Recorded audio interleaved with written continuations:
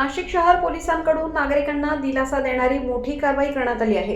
तब्बल 1,02,00,000 रुपये किमतीचे 535 हरवलेले मोबाईल त्यांच्या मूळ मालकांना आज सुपूर्द करण्यात आले।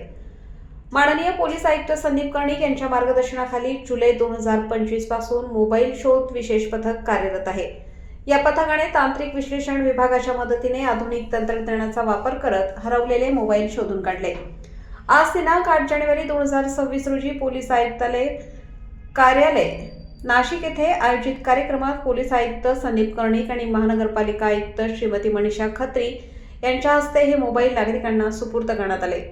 यापूर्वी सप्टेंबर 2025 मध्ये देखील 603 मोबाईल नागरिकांना परत देण्यात आले होते।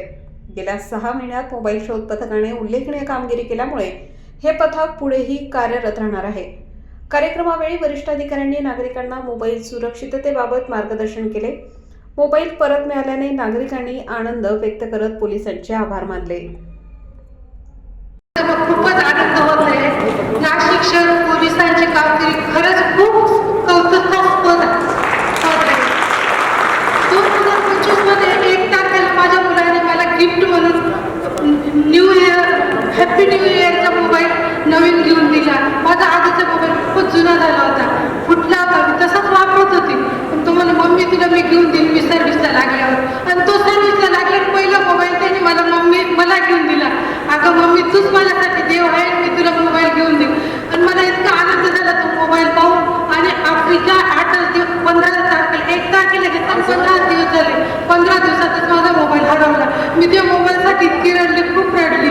माझ्या मिस्टरांनी सांगितलं पोलीस स्टेशनला जाऊन कंप्लेंट नोंदवली। मी आपण पोलीस स्टेशनला गेले, तर जगताप साहेब होते, त्यांनी मला व्यवस्थित समजून सांगितलं आणि त्यांनी माझी कंप्लेंट नोंदवून घेतली। मी रडली पण थोडीशी। ते म्हटलं ताई रडू नका, काही नाही, सापडून जाईल, होऊन जाईल। पण असं मला विश्वास वाटत नव्हता सापडेलच असेल, कारण असे भरपूर मोबाईल हरवता, सापडेलच असं कशावर।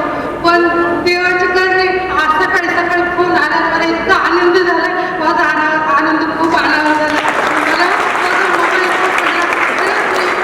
नाशिक पोलिसांची खूप खूप आभार आहे। थँक्यू खूप।